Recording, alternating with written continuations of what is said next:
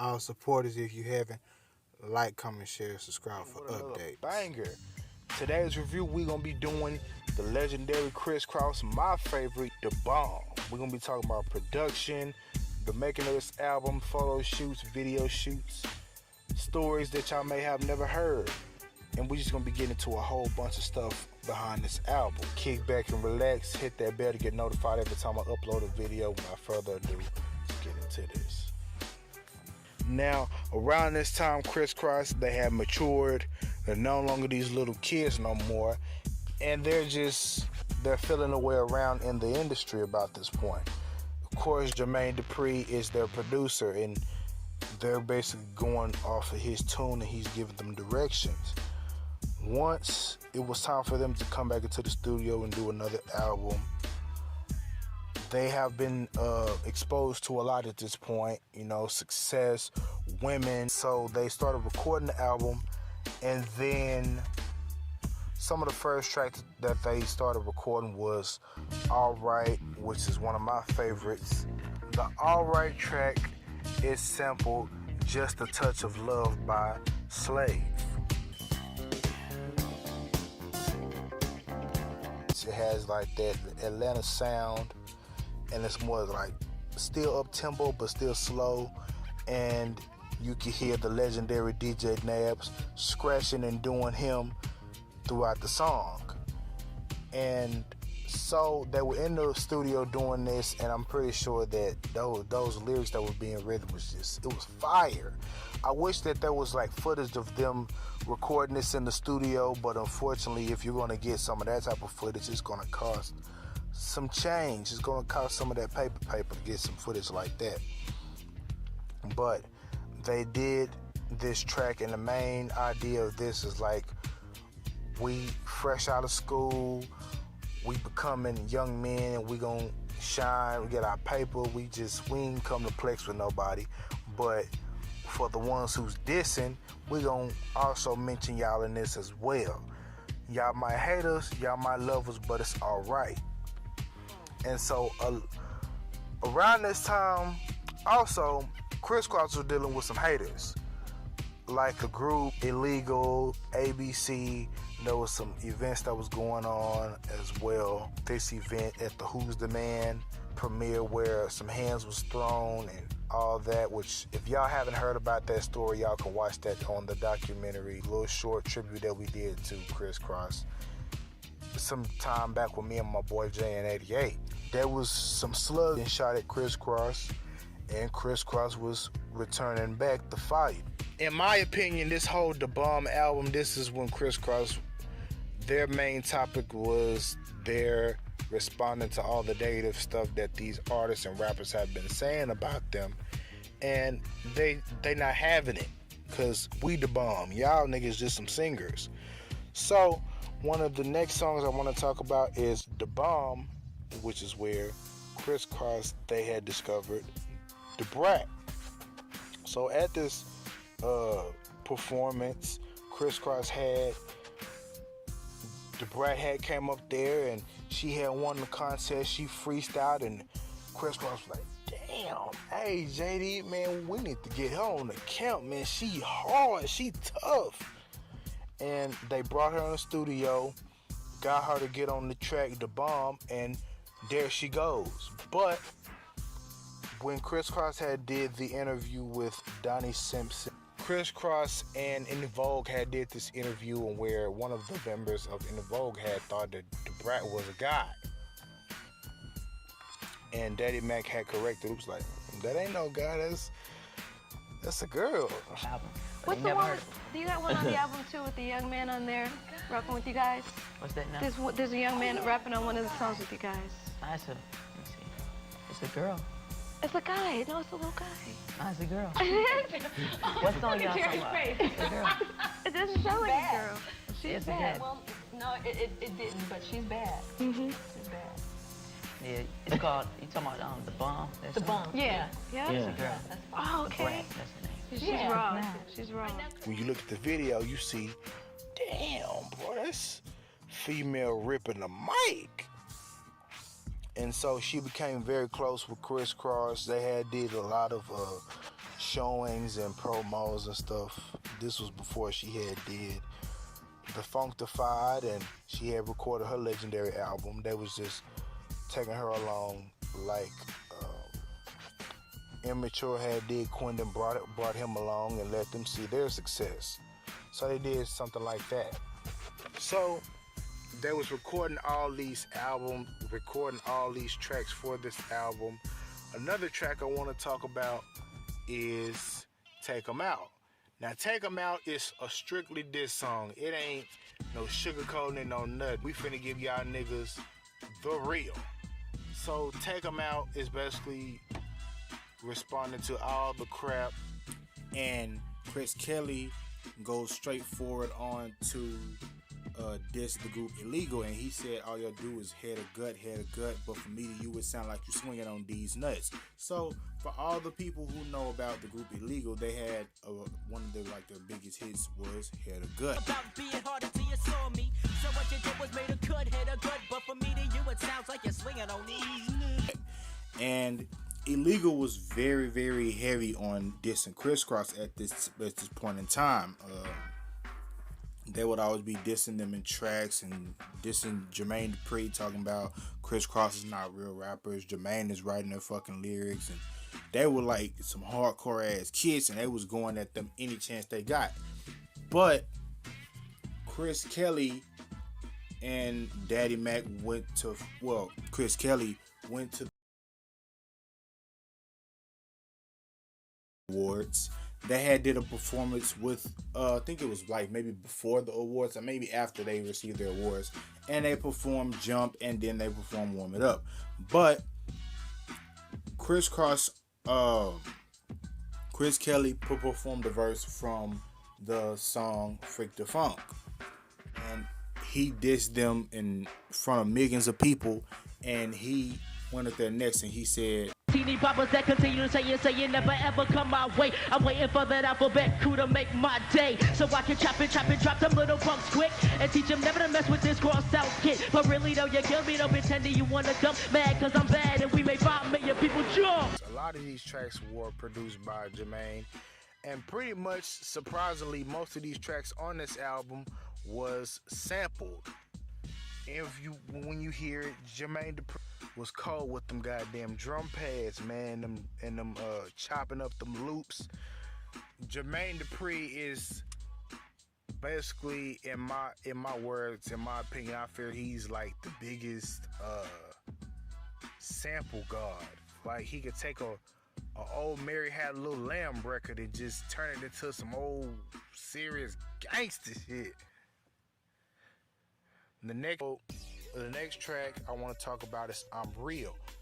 Now, I'm Real is one of those gangster hardcore songs that Kris Kross and them, they just really unwinded and just took shots at everybody just the same as Take 'Em Out. But this one is more dark and eerie, and Jermaine Dupri went for a more up-tempo, mid-level tempo for this track, and the main focus on this track was basically getting everybody out of there and basically putting everybody on Front Street like, y'all niggas are soft, we real niggas, we been doing this, y'all niggas just trying to follow our lead, y'all over here dick riding us, but obviously it's not working for y'all. We the ones selling millions and y'all the ones doing little juke joint shows. Now, some little background story on this I'm Real track was it was supposed to have Snoop Dogg on it, and the original title track was supposed to be called 3-2-1. Crazy title. Kris Kross was in Cali a lot, and so they collabed with Death Row, and they was down there with them for a while, and they would be having fun, smoking weed with them, and they was just balling. And so I guess like the idea of them doing the track came up, and Snoop Dogg did the track, and it was like to a whole different beat than what y'all hear on the album. I was told like different stories allegedly that the reason why the 3-2-1 track didn't get on there was because of sample reasons. Jermaine Dupri had sampled the track from an artist and they didn't clear the sample, so they had to go back in the studio and re-record it without Snoop Dogg. And just a little backstory on the 3-2-1 track. I well, Jayin88, my nigga Jayin88, he hit me up and was like, man, they got this 3-track on SoundCloud, and he sent me the link. So I contacted some of like the engineers from the album, and I was fortunate enough to get the unreleased track, and I uploaded it, and everybody went crazy. It was like, man, this shit is golden, man. You a real one for that. And then the official Snoop Death Row Records vault, they re-uploaded it on their channel as well. And so Jermaine Dupri went in the studio, remade a new track with a whole different melody pattern. This track is more harder and more of high quality, and they still use Snoop Dogg's sample. They used Snoop Dogg's one of Snoop Dogg's bars from Ain't Nothing But a G Thing, where he's saying, and that's realer than real deal Holyfield.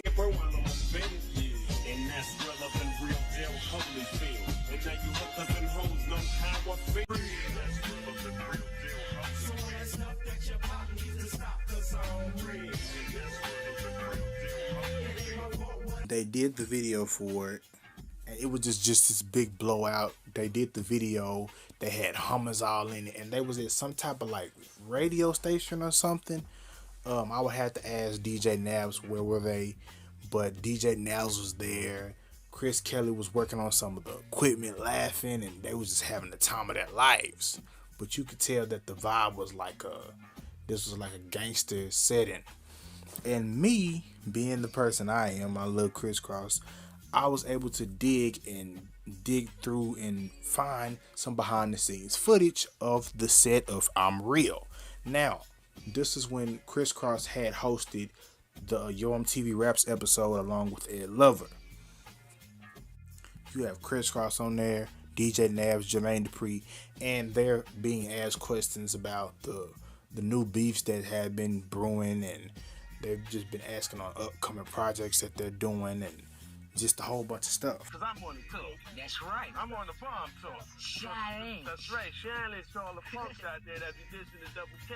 Now y'all had some problems recently with some other little shorty group that's coming out. Do y'all address those problems on the new album? Well, you know, man, Chris, we just kind of let that stuff just go straight by us, you know what I'm saying? Because, because if we do talk about it, it just start more trouble, you know what I'm saying? Right. We ain't got nothing against nobody. They just come out, they just diss us, I guess. They just, I don't know what it is, really. It's hard to say. Maybe it's because you're a successful group, Yeah, bro. that's probably what it is. So then, JD had something to say about that. Jermaine, what you got to say about that? And all them punk talking junk need to stop. For real, you know what I'm saying? No question. Ain't no faking here. Bringing the funk straight to you. 9 Trey got it going on.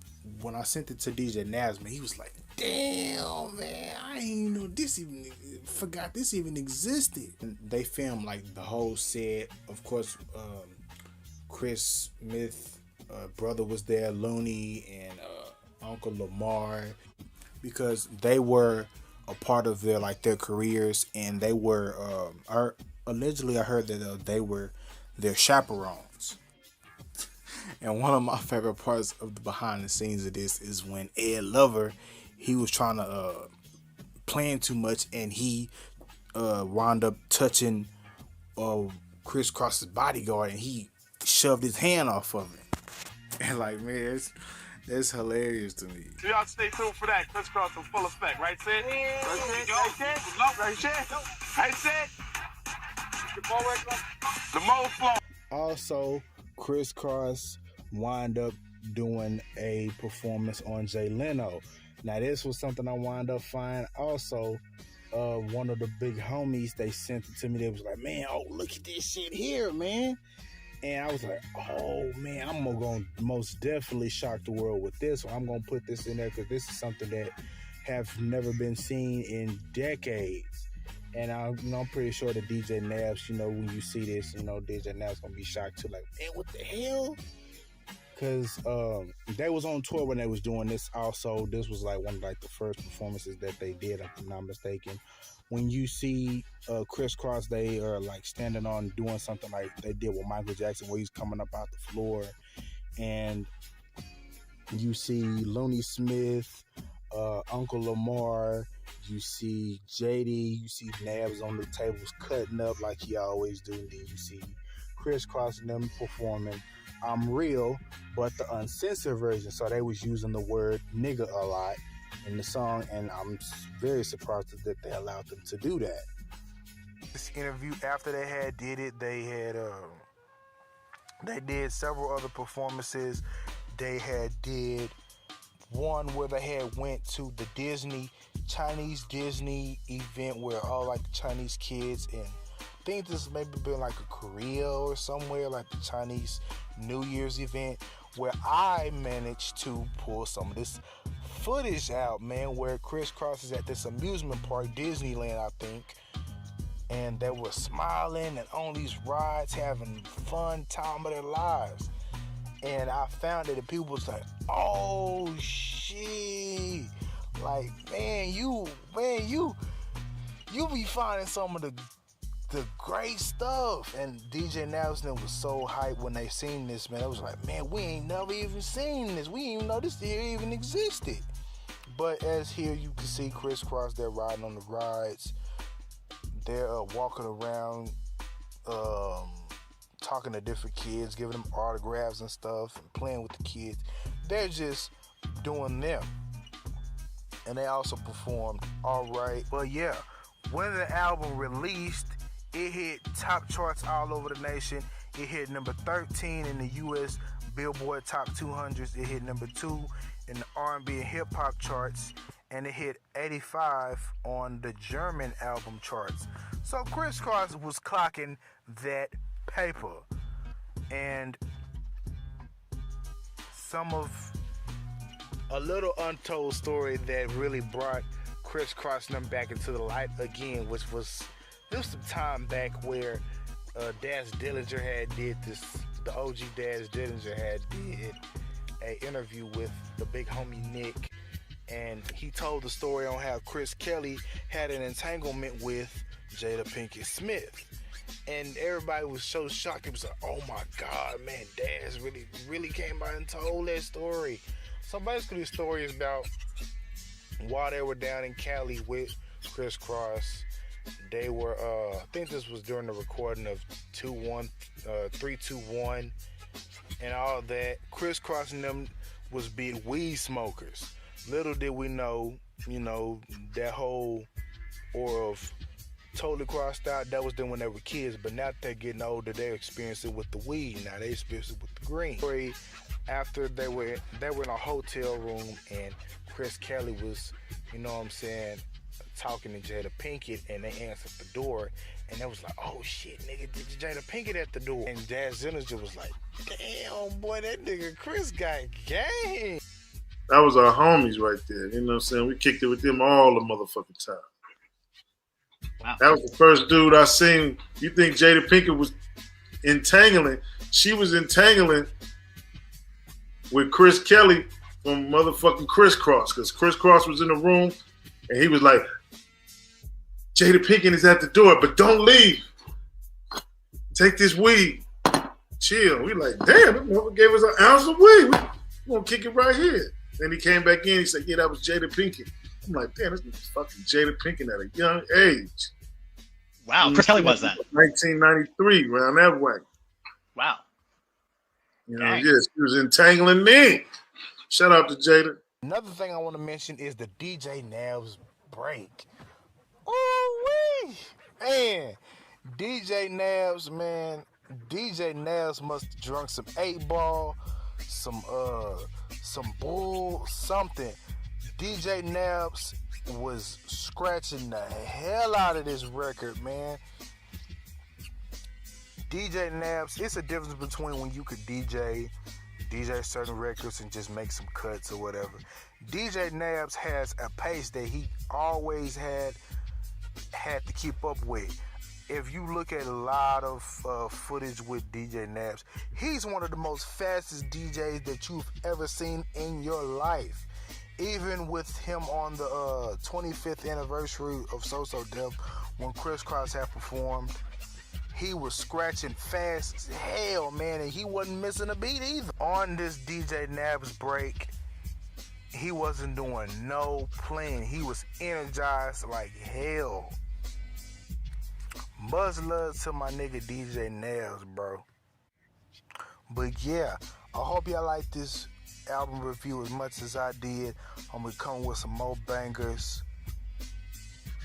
I'm going to eventually find some time to do the Brat, another Funkified Tantrum sooner or later. I'm going to talk about the stuff, that album, and all that good stuff. So, without further ado, for the Culture TV tuning out, don't forget to hit that bell to get notified. Load a video. Every time I upload a video, like, comment, share, subscribe. For the Culture TV tuning out, your boy gonna always be here. It's gonna have that good quality content. It's gonna bring your eyes and ears to the rear. And I'm out this joint. Much love to Kris Kross, the Smith family, the Kelly family, DJ Nabs. Rest in peace to the late great Chris Kelly.